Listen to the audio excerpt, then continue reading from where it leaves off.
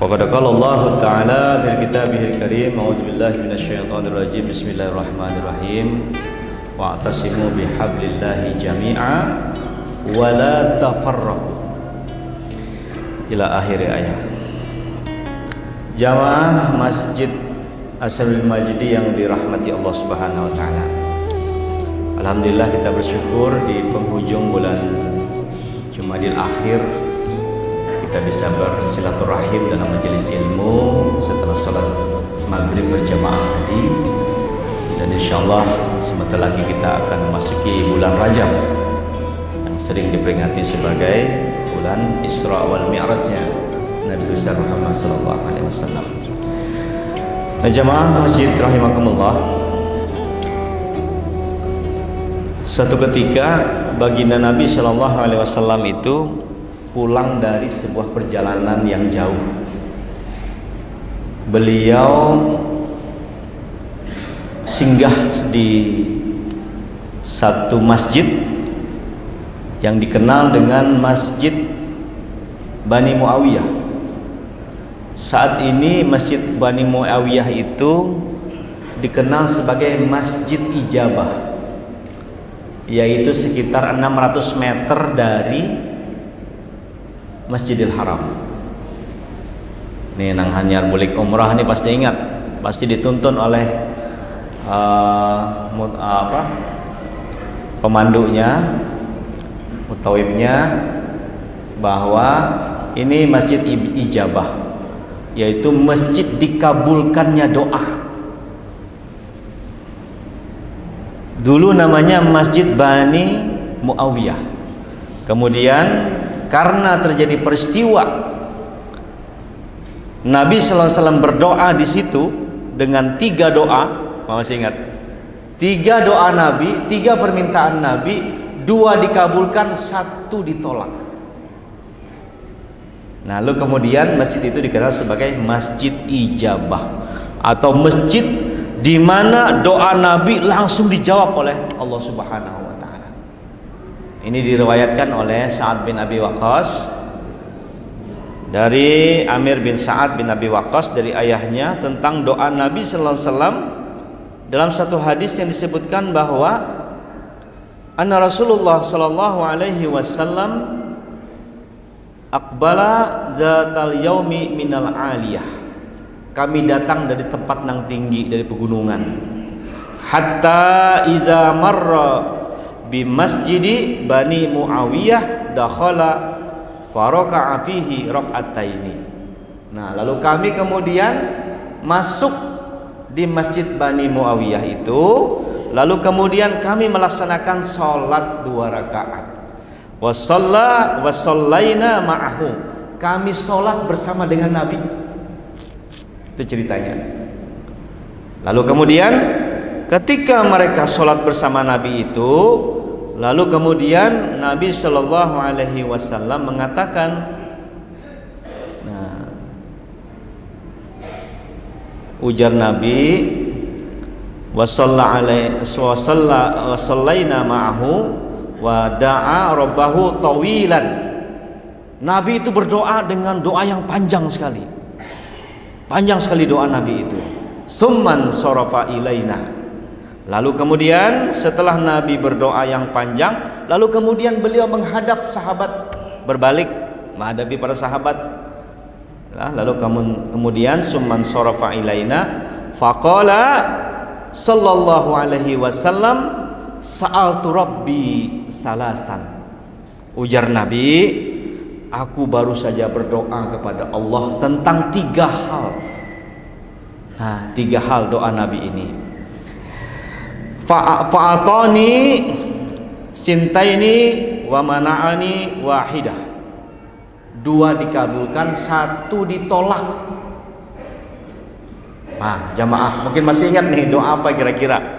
Ini doa Nabi langsung dijawab spontan oleh Allah Subhanahu wa taala, yaitu ujar Nabi sallallahu alaihi wasallam setiap ketika menghadap para sahabat, 2 dikabulkan, 1 ditolak, yaitu doanya yang dikabulkan itu adalah Sa'altu Rabbi alla yuhlika ummati bisanati fa'ataniha. Aku berdoa, ujar Nabi, agar umatku ini tidak dibinasakan karena disebabkan oleh bencana alam berupa kekeringankah dia, kelaparankah dia.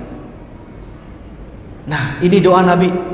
Umat Islam ini tidak akan dihancurkan, tidak akan punah karena bencana alam, karena kelaparan, kekeringan, tidak akan dimusnahkan. Lalu kemudian doa kedua, nah itu dikabulkan, ujar Nabi. Ya, sa'altu Allah yuhlika ummati bisanati fa'ataniha, karena bencana alam, itu dikabulkan. Lalu kemudian yang kedua, wa sa'altuhu alla yuhlika ummati bil gharaqi fa'ataniha. Aku berdoa, ujar Nabi, agar kaum muslimin ini tidak dimusnahkan, tidak dibinasakan Allah Subhanahu wa taala dengan ditenggelamkan. Bencana alam ditenggelamkan. Lalu ujar Nabi, doa itu dikabulkan Allah Subhanahu wa taala. Nah, dua sudahlah doanya dan dikabulkan. Minta agar umat Islam tidak dihancurkan karena kelaparan, bencana, kekeringan, dikabulkan Allah. Kita tidak akan dimusnahkan oleh Allah Subhanahu wa taala karena disebabkan oleh bencana alam berupa ditenggelamkan. Karena saking murkanya Allah, Allah tenggelamkan. Ada contohnya, kaum Ad, Samud, Nabi Nuh, itu contohnya. Lalu kemudian itu ujar Nabi juga dikabulkan. Cuman doa terakhir Nabi. Nah, ini doa ketiga ini, sa'altu wa sa'altuhu alla yaj'ala ba'sahum bainahum. Nabi berdoa dengan sungguh-sungguh panjang doa Nabi ini. Ujar Nabi, aku berdoa agar umat Islam ini tidak dihancurkan karena perselisihan. Karena perselisihan, beda pendapat dan beda pendapatan, biasanya itu menyebabkan masalah ya. Nah, tidak dihancurkan karena berselisih paham, saling fitnah memfitnah. Nah, ujar Nabi, doa terakhir ini, wa sa'altu alla yaj'ala ba'sahum bainahum famana'aniha. Ini ditolak oleh Allah Subhanahu wa taala. Nah, jamaah. Oh, jamaah. Jelas sekarang persoalannya. Ya, makin jelas persoalannya sekarang bahwa jatuh bangunnya umat Islam hari ini, maju mundurnya umat Islam hari ini bukan disebabkan karena serangan musuh, bukan disebabkan karena kita ini tidak punya sumber daya manusia, ya, bukan disebabkan karena kaum muslimin ini miskin, tidak punya penghasilan, tidak. Ternyata kelemahan umat Islam disebabkan kita saling berselisih paham, berbeda pendapat. Nah, lalu kemudian ujar Nabi, doa terakhir ini tidak dikabulkan Allah Subhanahu wa taala. Jadi ini peringatan keras kepada kita semua jemaah rahimakumullah, bahwa di Masjid Bani Muawiyah, di Masjid Ijabah ini, Nabi berdoa langsung dan dijawab langsung oleh Allah Subhanahu wa taala. Lalu kemudian agar tidak ada fitnah, tidak ada perbedaan, perselisihan, supaya kita tidak dihancurkan begitu, ujar Nabi, ini tidak dikabulkan Allah Subhanahu wa taala. Artinya apa? Bahwa di yaumil kiamah nanti, makin akhir zaman, makin banyak perbedaan, perselisihan paham ya di antara kaum muslimin sendiri yang menyebabkan kehancuran umat Islam. Jamaah rahimakumullah, di dalam banyak kitab disebutkan bagaimana doa ini betul-betul menjadi kenyataan. Misalnya jika kita merujuk kepada hadis tersebut di atas, betapa banyak kaum nabi-nabi terdahulu yang dimusnahkan oleh Allah, dibinasakan oleh Allah Subhanahu wa taala disebabkan karena kekeringan, kelaparan. Contohnya misalnya kita contohkan dalam surah Al-Haqqah ayat 4 sampai 8, 4 sampai 9. Itu disebutkan tentang umat Nabi Hud dan umat Nabi Soleh yang dikenal dengan kaum Ad dan kaum Tsamud, yaitu sering kita baca ayat ini. Auzubillahi minasyaitonirrajim. Bismillahirrahmanirrahim. Kadzabat Tsamud wa 'adun bil qariyah. Fa amma Tsamud fa ahliku bil taghiyah. Wa amma 'adun fa ahliku bi rihin sarsarin 'atiyah. Ketahuilah, kaum Tsamud dan kaum Ad telah mendustakan kejadian hari kiamat. Maka kaum Tsamud, mereka telah dibinasakan dengan suara yang sangat keras. Bencana gempa, bencana yang sangat keras. Lalu kemudian untuk kaum Ad telah dibinasakan dengan angin topan yang sangat dingin. Angin topan yang sangat dingin.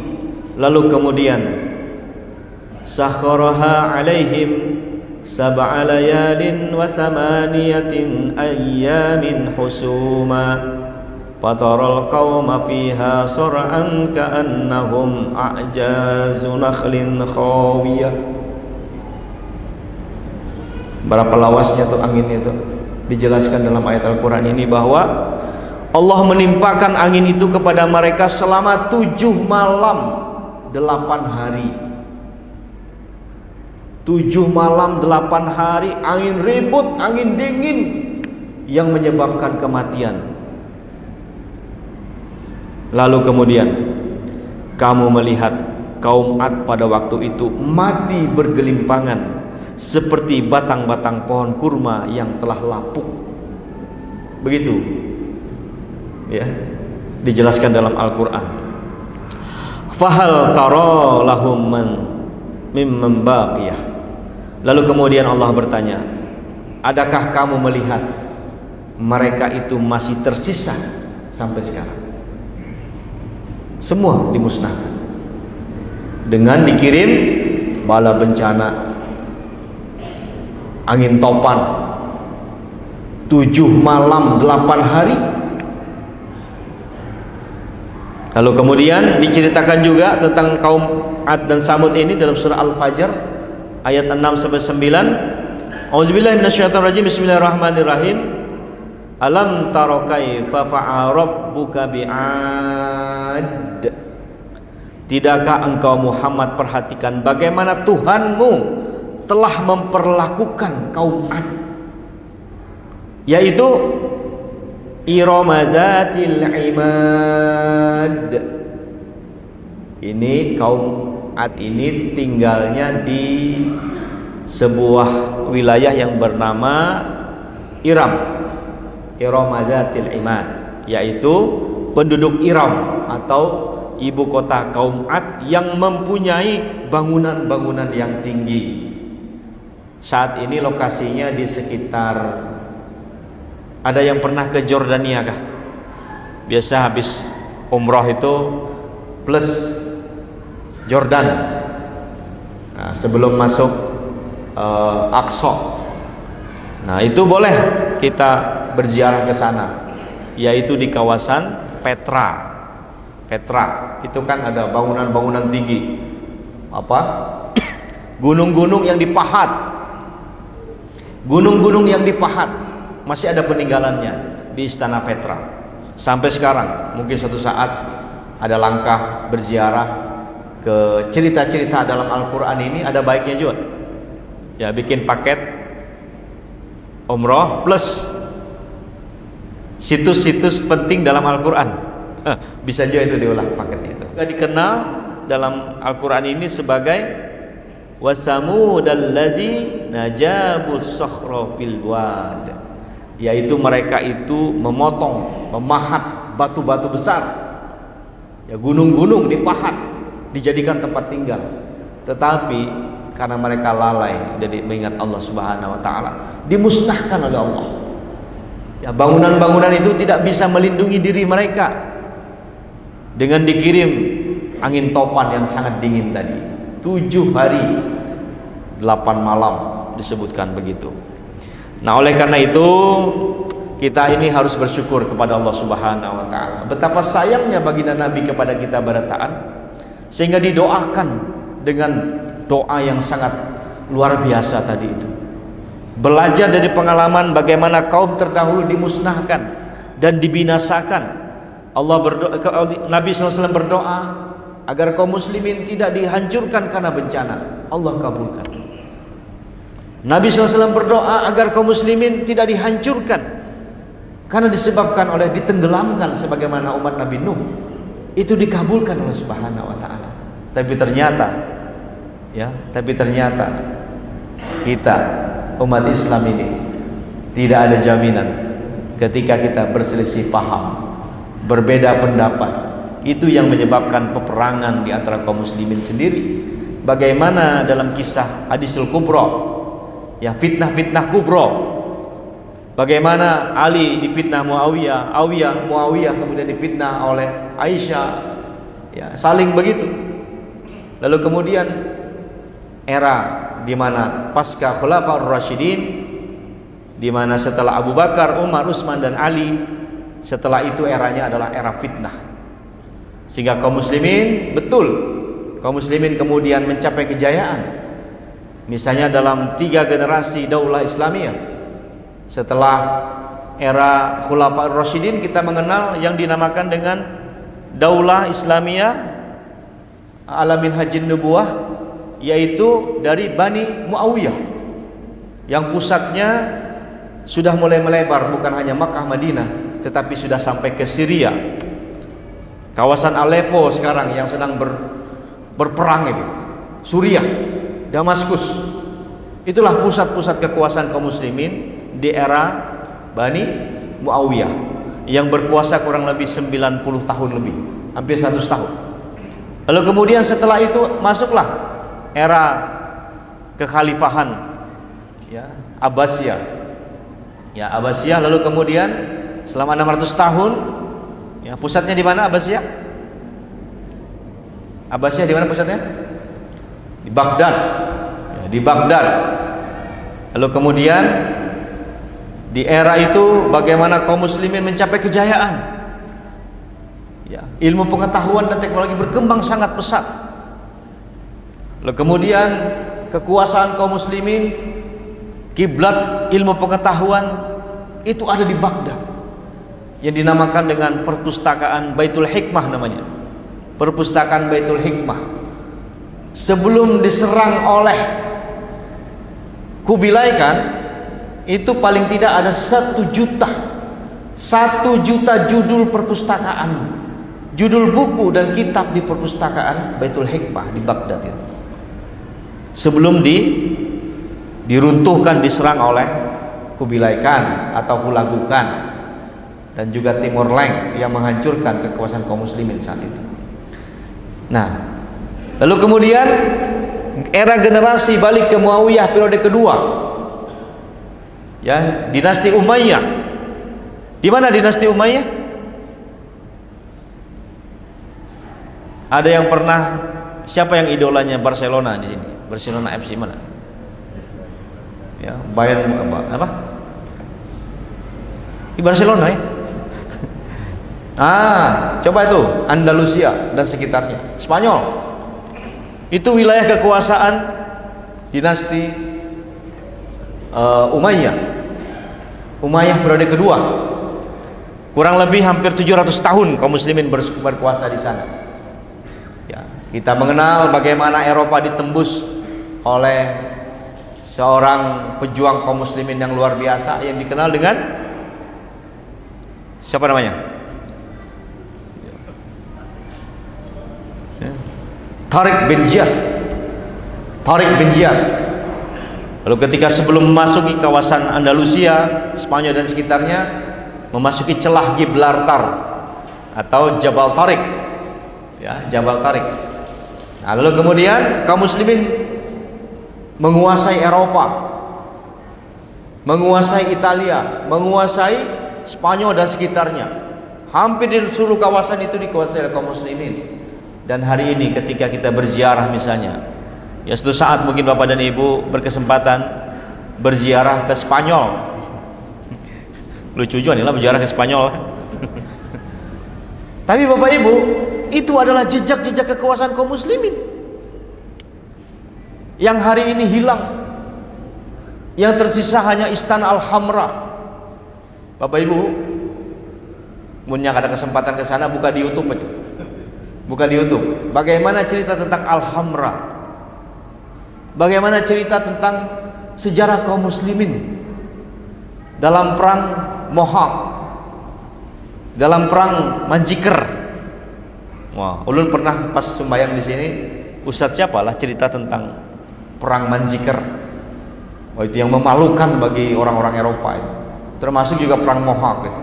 Bagaimana Sulaiman Al-Kanuni, ya, kakeknya Al-Fatih, ya, itu kemudian melakukan serangan yang sangat luar biasa, kemudian menguasai dataran Eropa, bisa mengalahkan kerajaan kekuasaan Hungaria saat itu.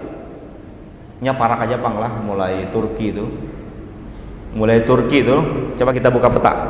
Turki itu negeri dua benua, satu di Asia, satu di Eropa. Tetangga Turki itu, ya, arah ke Eropa itu sudah Bulgaria, Hungaria, sampai Amsterdam di ujung Eropa. Nah, ini semua wilayah kekuasaan kaum muslimin. Coba bayangkan Bapak Ibu, ya, bagaimana kekuasaan kaum muslimin itu luar biasa tuh. Ya, lalu kemudian setelah era Bani Umayyah periode kedua, lalu kemudian terjadi degradasi, umat Islam mulai meninggalkan Islamnya, lalu kemudian dilalaikan dengan kekuasaan, dilalaikan dengan kenikmatan dunia dan lain sebagainya, lalu kemudian mulailah kekalahan kaum muslimin. Tapi sebelum Umayyah ini runtuh, berdirilah Utsmani, Bani Seljuk. Ini berdiri Utsmani di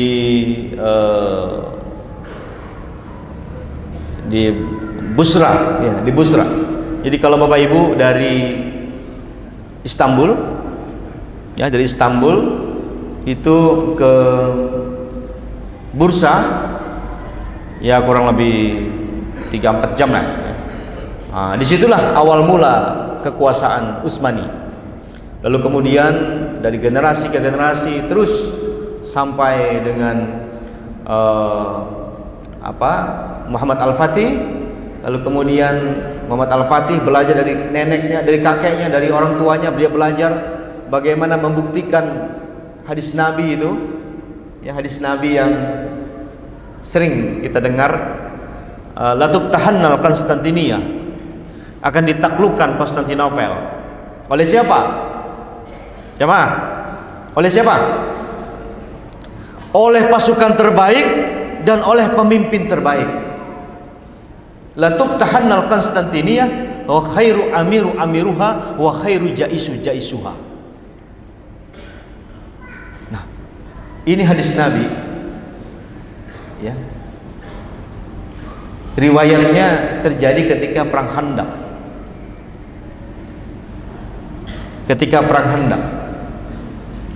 Ketika kaum muslimin, ya, membuat parit-parit, lalu kemudian ada batu besar, ya, tidak bisa dihancurkan. Lalu Nabi SAW mengayunkan palunya. Ketika mengayunkan palunya, itu kemudian Nabi mengatakan, Romawi kita tundukkan, ya, Romawi akan kita kuasai, kan gitu. Nah, itulah kemudian awal mula la tuftahannal Konstantinia akan kita kuasai. Tapi jamaah rahimakumullah, Ternyata hadis ini 850 tahun kemudian baru diwujudkan oleh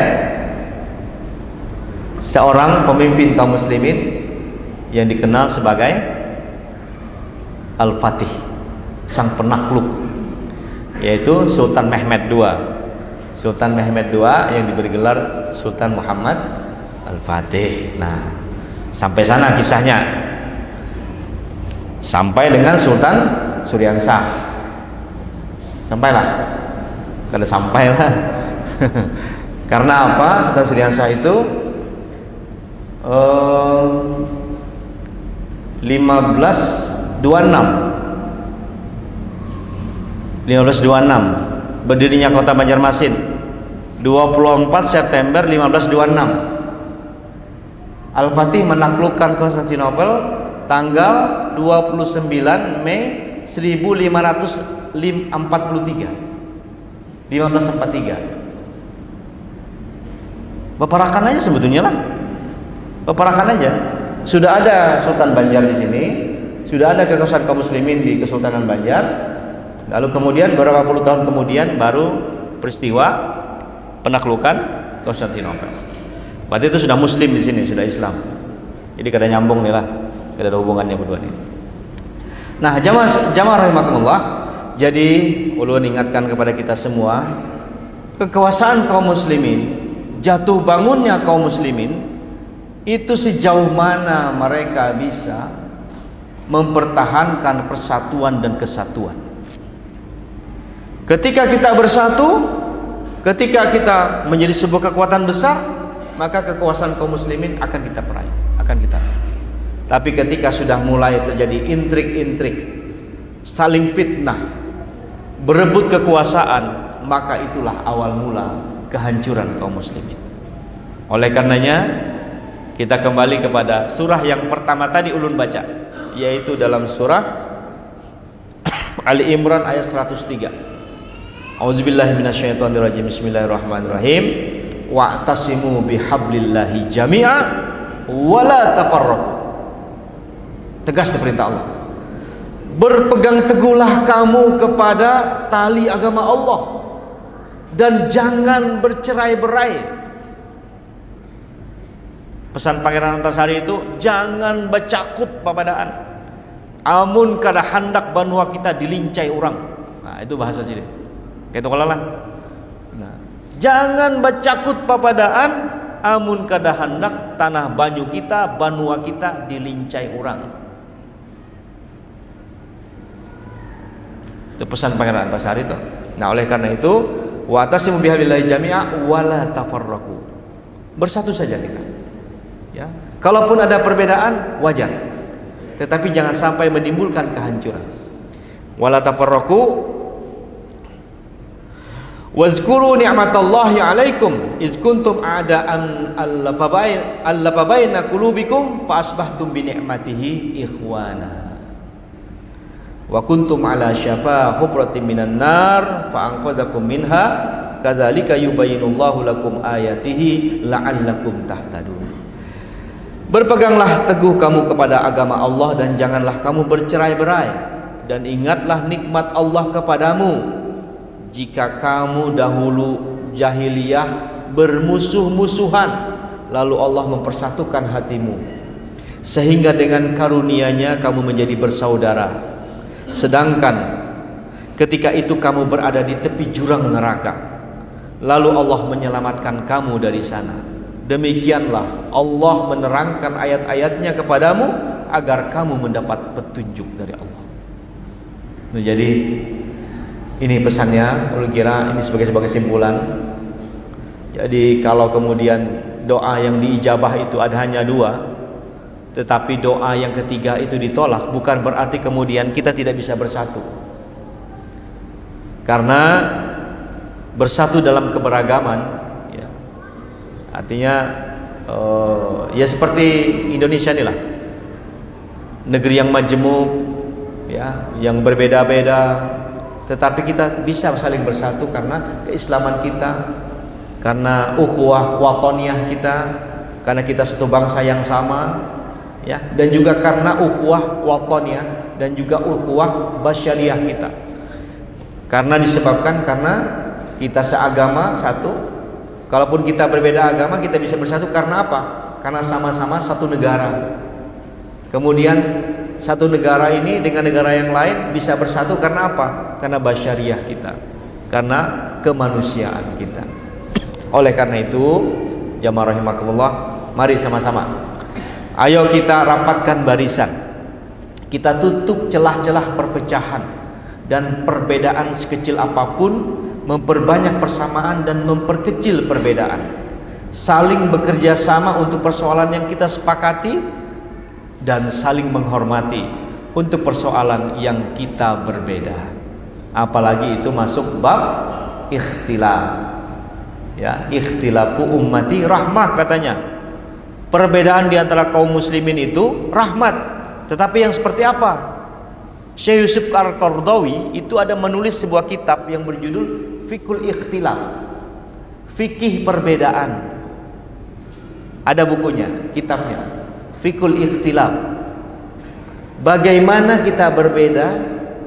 Kuncinya adalah saling menghormati akan perbedaan itu, memperbanyak persamaan dan memperkecil perbedaan. Kalaupun berbeda, maka menghormati perbedaan dan saling bekerja sama dalam hal yang kita sepakati, lalu kemudian saling menghormati untuk persoalan yang kita berbeda. Mudah-mudahan maaf, mudah-mudahan Ramadan tahun ini kita sama, ya, hari rayanya pun sama, ya, mudah-mudahan, sehingga amunnya sama ini nyaman bertahan. Kada dua kali khatib, kada dua kali sembahyang, atau kalau dulu tajam sekali perbedaan, tetapi kalau sekarang kalaupun berbeda kita masih bisa saling menghormati. Nang 30 hari puasanya baganap silahkan, yang 29 silahkan, nang hendak menggunakan hilal silahkan, nang hendak menggunakan ruqyatul hilal atau hitung itu silahkan, ya, tapi tadi diingatkan oleh imam, ya, atiullah wa atiur rasul wa ulil amri minkum, ya, taatilah Allah dan taatilah Rasul dan taatilah ulil amri di antara kalian, pemimpin-pemimpin kalian. Oleh karena itu, jamaah rahimakumullah, mari ayo kita rapatkan saf kita, rapatkan barisan kita. Kalaupun berbeda tidak menimbulkan perpecahan, tetapi saling menghormati, kecuali dalam bab akidah. Itu tidak ada toleransi kalau yang itu, ya. Tapi dalam hal-hal yang sifatnya muamalah, kita masih bisa saling menghormati jika berbeda, ya. Kalau misalnya mengambil mazhab ini, monggo silahkan, ya, asal kuat dalilnya silahkan. Tapi kalau misalnya kada tahu dalilnya apa, ya kan, umpat fatwa aja sudah. Nah, umpat fatwa majelis ulama silahkan, fatwa majelis tarjih silahkan, fatwa basul masail silahkan. Nah, yang penting ada dalilnya, yang penting kita bisa saling menghormati. Nah, jadi kalau kira demikian, sudah isanilah sampaikah? Oh, masih 5 menit. Itu 55 sudah. Oh, melaju 5 menit telah. Oh, 58. Ya, oleh karena itu jamaah rahimakumullah, ulun meminta keikhlasan dan keridhaan pian. Mudah-mudahan apa yang ulun sampaikan ini bisa dipahami dengan baik. Ya, kalaupun ada pertanyaan silahkan nanti disampaikan. Kalau memang masih ada waktu, kalau bertakun silahkan aja. Masih 5 menit ya? Boleh dibuka pertanyaan satu, boleh. Tapi kita stop kalau sudah azan ya. Ada pertanyaan? Cukup? Cukup ya? Baik.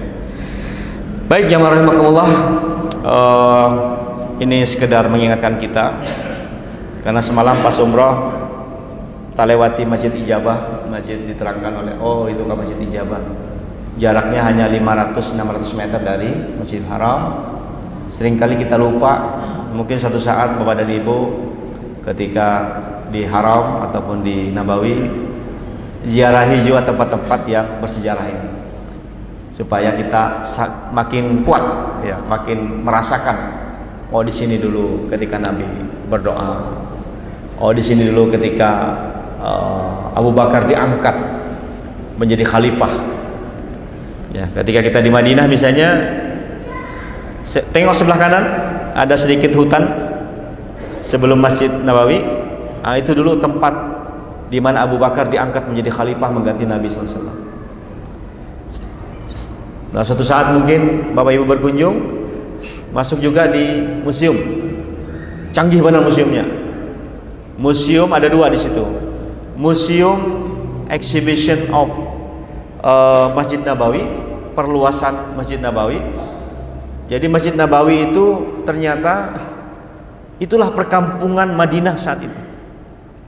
Jadi seluruhnya 40-50 hektar itu hampir semua sekarang jadi Masjid Nabawi. Itu dulu adalah perkampungan. Ya, perkampungan ada di museum ulun lihat. Ternyata Madinah tempo dulu itu ya seluas Masjid Nabawi sekarang. Lalu kemudian ada satu lagi museum bagus Bapak Ibu, kalau Bapak punya kesempatan ke Madinah, di seberangnya itu museum Nabi Sallallahu Alaihi Wasallam, museum Rasulullah. Subhanallah, di dalamnya itu sangat detail dan semua digital. Kita bisa mengklik mana saja, pakai handphone tinggal klik begitu diterangkan mau bahasa apa, bahasa Indonesia, bahasa Arab, bahasa Inggris, bahasa lain-lain. Ya, ada semua. Kita tinggal mendengarkan saja. Ini ceritanya tentang ini, tentang ini. Subhanallah. Itu ulun kira nikmat terbesar ketika kita saking mencintai Nabi SAW, kita hidup bersama sejarah beliau. Ya, mungkin kita pernah baca Sirah Nabawiyah. Ya, mungkin saja kita sudah membaca tentang Sirah Nabawi Ibnu Hisham, atau mungkin yang paling populer tulisan juara nasional, juara dunia ya, penulisan Sirah Nabawiyah yang ditulis oleh Syekh Rahman Al-Mubarakpuri. Syekh Safiur Rahman Al-Mubarakpuri. Itu bagus bukunya. Jadi Bapak Ibu kalau pengen baca silahkan.